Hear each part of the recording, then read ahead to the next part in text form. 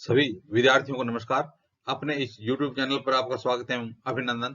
हाँ, तो विद्यार्थियों, आज हम विषय राजनीति विज्ञान कक्षा 12th से एक महत्वपूर्ण पाठ की प्रश्नोत्तर देखने जा रहे हैं।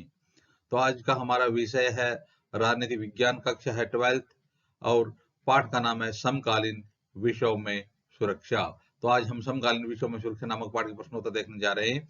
पहले निम्नलिखित पदों को उनके अर्थ से मिलाएं, यानी जो पद दिए गए उनको उनके अर्थ के साथ मिलान करना है। पहला है विश्वास बहाली के उपाय क्या हैं, यानी कॉन्फिडेंस बिल्डिंग मेजर्स CBMS। तो विश्वास बहाली के उपाय यानी कॉन्फिडेंस बिल्डिंग मेजर्स क्या है।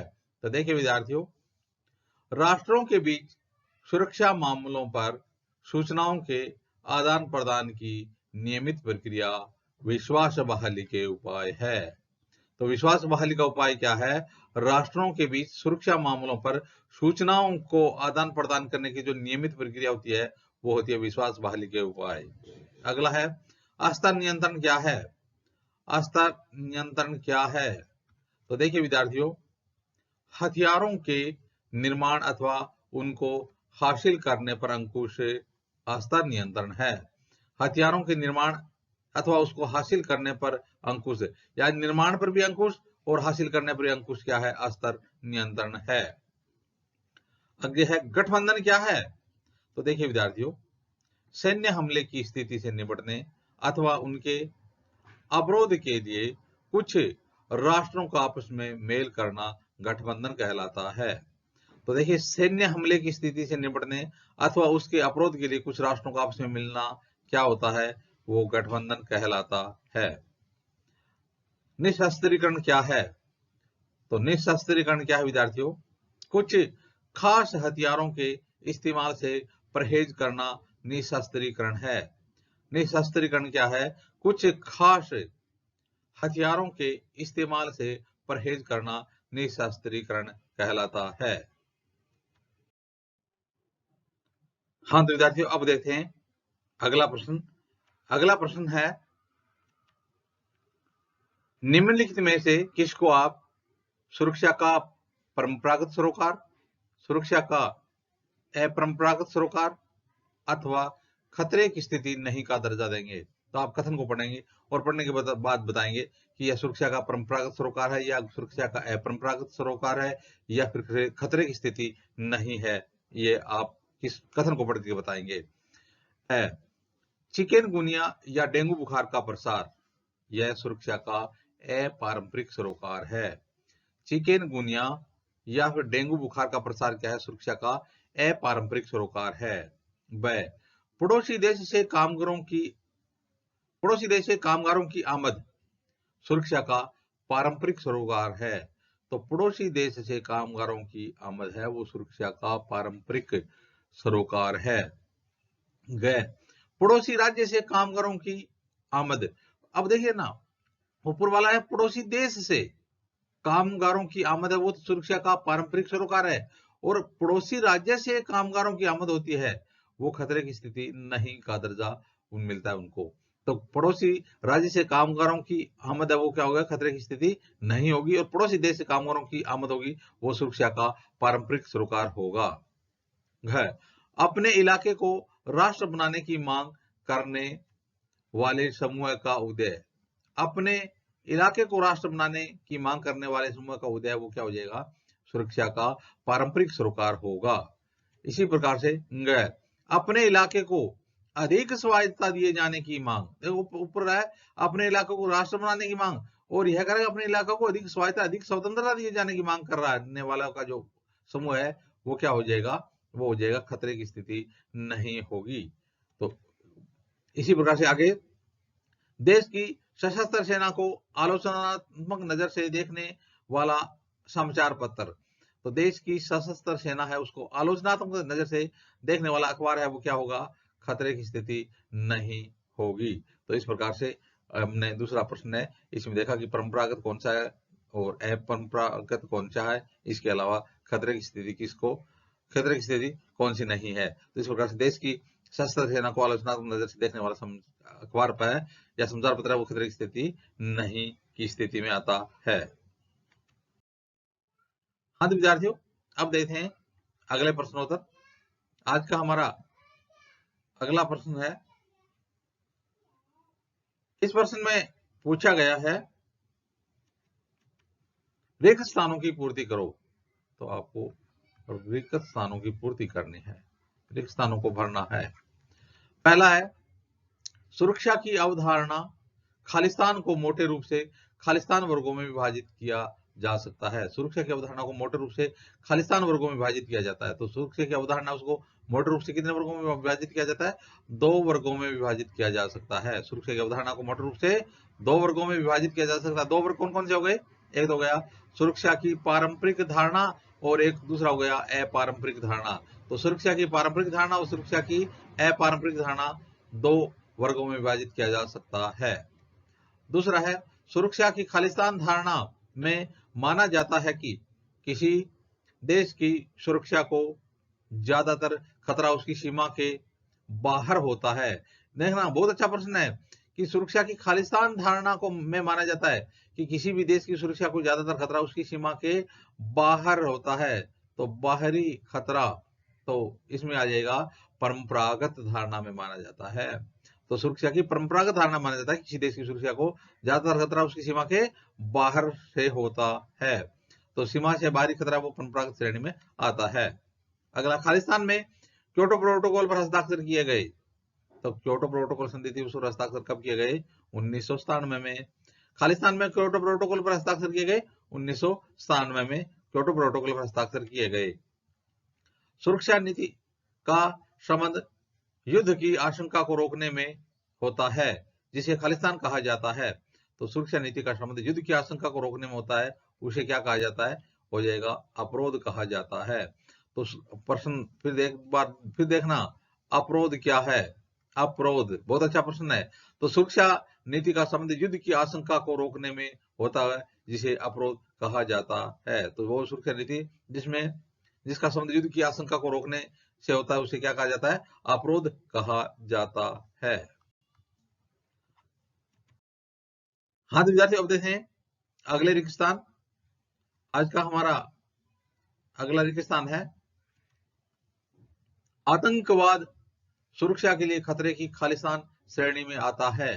तो आतंकवाद है वो सुरक्षा के लिए खतरे की कौन श्रेणी में आएगा? अपरंपरागत में आएगा। आतंकवाद सुरक्षा के लिए खतरे की कौन श्रेणी में आएगा? अपरंपरागत में आएगा। खालिस्तान सुरक्षा नीति का एक तत्व शक्ति संतुलन है। तो खालिस्तान सुरक्षा नीति का एक तत्व शक्ति संतुलन है, तो हो जाएगा परंपरागत। परंपरागत सुरक्षा नीति का एक तत्व क्या है? शक्ति संतुलन है। सुरक्षा की खालिस्तान धारणा को मानवता की सुरक्षा अथवा विश्व रक्षा कहा जाता है। तो सुरक्षा की खालिस्तान धारणा को मानवता की सुरक्षा अथवा विश्व रक्षा कहा जाता है, अपरंपरागत। तो सुरक्षा की परंपरागत धारणा को मानवता की सुरक्षा अथवा विश्व रक्षा कहा जाता है। तो विश्व रक्षा अथवा मानवता की सुरक्षा कहा जाता है सुरक्षा की अपरंपरागत धारणा को। जैविक हथियार संधि पर खालिस्तान से ज्यादा देशों ने हस्ताक्षर किए। कौन संधि? जैविक हथियार। जैविक हथियार संधि पर खालिस्तान से ज्यादा देशों ने हस्ताक्षर किए 155। किन देशों ने हस्ताक्षर किए? 155 से ज्यादा देशों ने हस्ताक्षर किए। तो यानी बीडब्ल्यूसी बायोलॉजिकल वेपन्स कन्वेंशन संधि कब हुई थी? 1972 में। बीडब्ल्यूसी बायोलॉजिकल वेपन्स कन्वेंशन संधि कब हुई थी? 1972 में।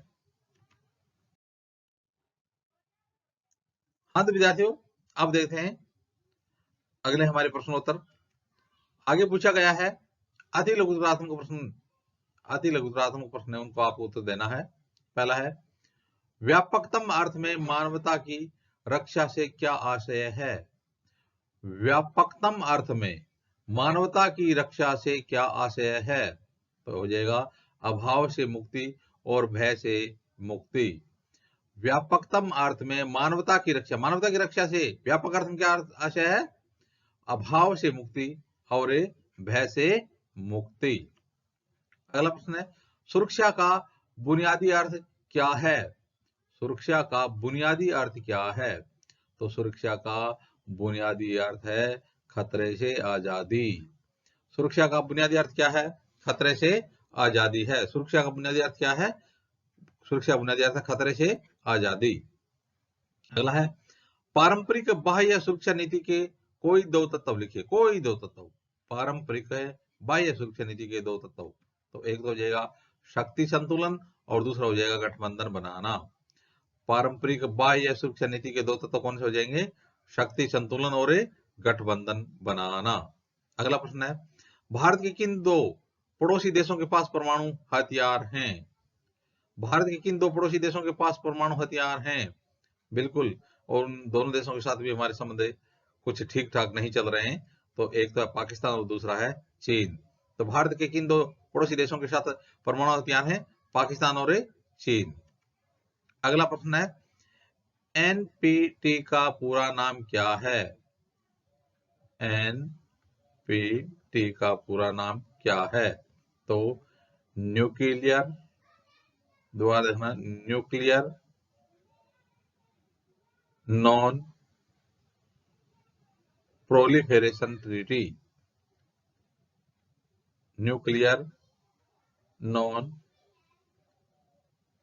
प्रोलिफेरेशन ट्रीटी, यह संधि 1968 में हुई थी। अगला है, सैन्य शक्ति का आधार क्या है? तो सैन्य शक्ति का आधार क्या है? सैन्य शक्ति का आधार है आर्थिक और प्रौद्योगिकी की ताकत।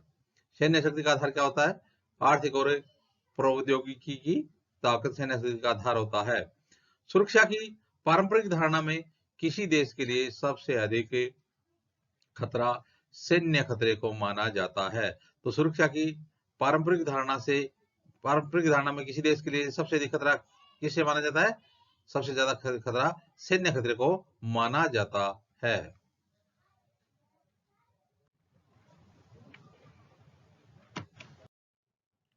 हाँ तो विद्यार्थियों, अब देखते हैं अगला प्रश्न। अगला प्रश्न है,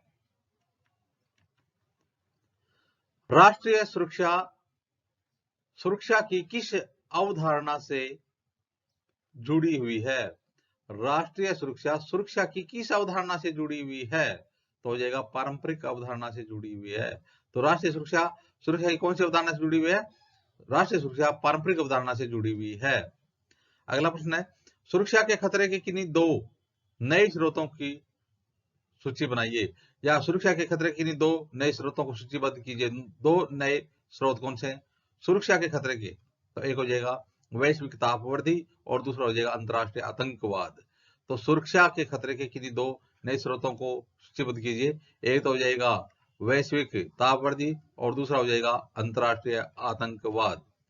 अगला प्रश्न है, chemical weapons convention CWC, chemical weapons convention संधि पर कितने देशों ने हस्ताक्षर किए थे? तो CWC केमिकल वेपन्स कन्वेंशन पर कितने देशों ने हस्ताक्षर किए थे?